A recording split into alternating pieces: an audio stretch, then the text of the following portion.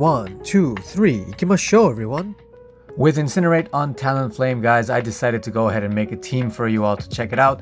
I went for a double water support onto the Talonflame, and as you can see, it does have Incinerate, Brave Bird, Flame Charge, and then Whiscash and Azumarill have the very standard movesets. Now, if you guys don't mind, please go ahead and like this video, share, comment, subscribe, turn on that notification bell, and let's go ahead and hop into these battles. Alright, so our first opponent is DPU77, and they're gonna go ahead and start off with a Jellicent. I think it's very cool Pokemon. I'm excited to get one of my own, but not just yet, guys. Still waiting up. And this does put me in a pretty scary situation because Jellicent is a super tank and it is a water type, and this team doesn't have much to deal with water types actually. So we're gonna go ahead and take this Shadow Ball here. It does a lot of neutral damage, of course, it is Shadow Ball, and they make an excellent switch into an Altaria here, so this Mud Bomb is going to do basically nothing, but I do get to switch into my Azumarill, which will be doing really good, of course, because of the Ice Beam here. Now, unfortunately, I should have probably held off on using my Ice Beam, but I went ahead and hit it at the same time as them. Luckily, it didn't register, so you guys should pay attention to that whenever you're battling. Make sure, if you know you're going to hit at the same time and they have, you know, a higher attack stat than you, try not to use it at the same time as your opponent. That would really suck. But here I am trying to just farm it down. So Sky attacks will hurt, but it's okay because I'm going to have extra energy on my Azumarill, and I still have my 2 shields up. So do they though, so I'm still a little bit nervous here. I am going to try to go for Hydro Pump because it will do the most neutral damage. And they actually bring in a Registeel, which is very surprising actually for me here. But yeah, they go ahead and tank that one up. I bring in the Whiscash, and they go ahead and bring the Jellicent back in. Luckily, I almost had a Mud Bomb ready to go. And that Registeel will get deleted by the Talonflame. So things are looking pretty decent here. I am a little bit nervous because the Jellicent, again, it's just very tanky. But I am still up in shields, and that's the best part about this all. So here I had to take a risk and actually show them that I have something strong against the Registeel in the back, right? That's why I didn't bring in the Talonflame, of course. And I go for the Ice Beam here because I don't think I'll actually make it to the Hydro Pump before they get to a Shadow Ball. I think maybe I could have, but it was a little bit risky, and I think they over-farmed just a bit there. I do go ahead and shield thinking it's that, but it is not. It's a Bubble Beam. A little bit of lag here, unfortunately, but yeah. So it's just a Bubble Beam, so that makes me a little bit nervous, but I know I can resist all of Registeel's moves. I still block them anyway here because I just want to have as much HP as possible. And a Brave Bird will definitely finish off the Jellicent. So here I go ahead and take a Flash Cannon. Flash Cannon doesn't do almost anything. And now I have a full Brave Bird ready to go. And of course, I go ahead and launch that off as soon as I see that Jellicent come back in. So saving shields for the Talonflame is very important, guys. That's kind of the way you go to win these battles. Now let's go ahead and hop into this next one. This is versus Freakido2093. Very interesting name. And they go ahead and bring in a Tropius. So this is obviously not too great for me here. But I don't make a switch because usually Tropius runs Air Slash. So I'm trying to farm up just a bit, and then I try to catch this Leaf Blade here. It will do almost no damage because of the ×4 resistance, or 1/4 resistance rather. Now they do bring in a Bastiodon, so this is pretty rough here for me.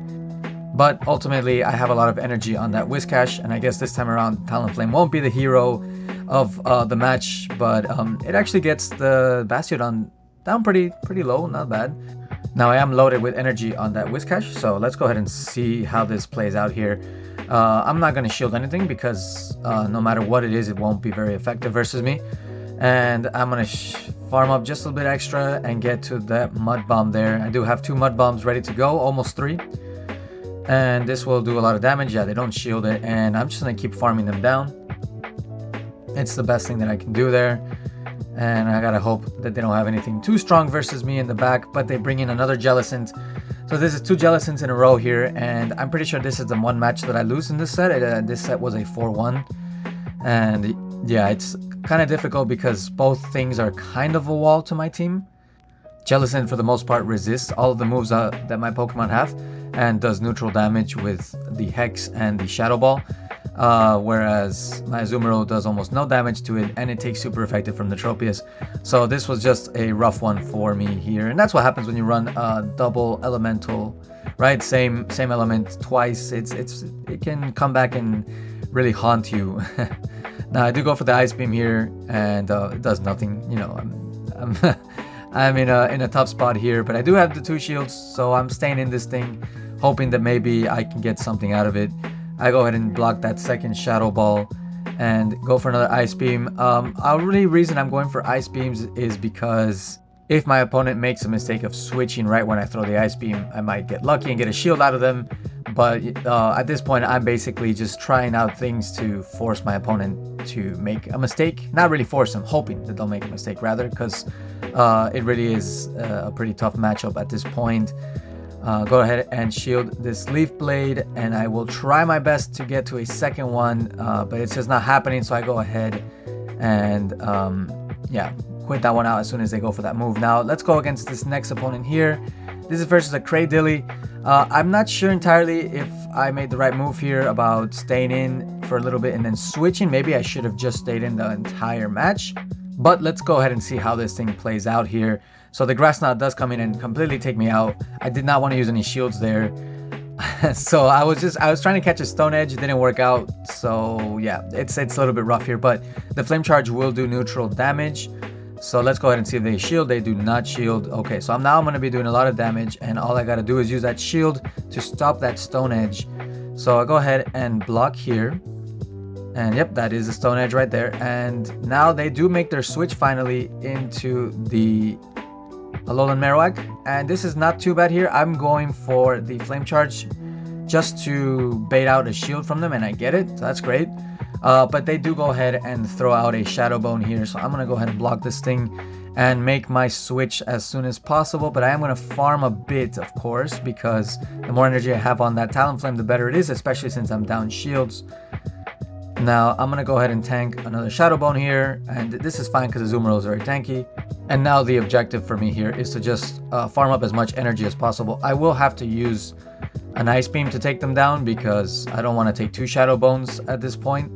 So I'm going to go ahead and farm up just a bit extra to make sure I'm almost at 2 Ice Beams, and then throw off my own Ice Beam. And this will definitely finish them off if they don't shield. So they do not shield, so that's looking very good. And they go ahead and bring in the Toxicroak, and that was why you needed to over farm just a bit so that I can get to this Hydro Pump, because if they don't block it, it'll get them very low. And if they do block it, then they're out of shields, which opens up the lane for Talonflame to really finish off here. So I do make the switch before they can go ahead and do anything. And I do get the Brave Bird off. This will, of course, one-hit KO. And now I just got to get to 1 Flame Charge, and I get to it just in time. And this should finish them off, I believe. So let's go ahead and see. Bam! Nice. Yeah, so very, very close match. Kind of a scary when I let that Whiscash go down so quickly. But anyway, let's go against Poke Lives Matter. So we finally get a nice start here. Now they're pretty smart. They go ahead and go for 2 Vine Whips, and they knowing that it will take me 4 turns or 5 turns to get to my 1 Incinerate. So they're able to actually generate quite a bit of energy without taking the Incinerate damage there. So that's very smart by them. I do take this Earthquake from the Stunfisk here, but again, I'm almost at 2 Mud Bombs. And what I noticed from this team is that Stunfisk is kind of my tank, kind of my punching bag to just let people take out all the energy on him. Because yeah, he's got to sacrifice a bit for the Talonflame. Now we do get that Stunfisk out of the way, which is great, and we're gonna go ahead and wait out this timer because we don't want to get switched into another thing that's difficult versus the Talonflame. So yeah, we go for the first Flame Charge, and they're gonna go ahead and shield this, I'm pretty sure. Yeah, they go ahead and shield, and they're gonna go ahead and throw energy. Now they do have a lot of energy saved up, so I'm worried about the Sludge Bomb here, so I do shield it. And yeah, it does come through. Now they bring in a Marowak, and this makes it very easy for us to decide what we're doing. They're actually running Hex, right? So it's going to be doing neutral damage the whole time, but it's okay. At this point, we all know that Azumarill is very good versus Alolan Marowak. And kind of my only objective at this point is to basically get a shield from them so that the Talonflame can finish up this match. So we actually go for the Ice Beam bait. And let's see what happens here. Yeah, they do fall for it, so that's really nice. It's actually a bit risky to go for that bait, guys. So I don't recommend it often, because if they don't shield, then the Venusaur can get energy. And it can be a little bit dangerous versus the Talonflame because it's so squishy. But anyway, things don't go that way. They go this way, right? So we go ahead and bring in the Talonflame and go straight into the Flame Charge so that we can get our attack damage buff. And we do shield this Shadow Bone here. You don't actually need to do it, guys, but I was still learning the Talonflame. They go ahead and switch out, so we do have to be careful that they have an Alola Marowak in the back. And the Sludge Bomb hits really hard. I wish I would have used my shield on that instead. And we do go for this Flame Charge, so now we're going to get a second buff. And things are looking not bad. All we got to do is get one more Incinerate off. We do get it off, and that is a GG. It was a lot closer than it needed to be, but we got it done. Now, next battle is versus iBoss with a bunch of numbers in the back. And they go ahead and bring in a Raichu here.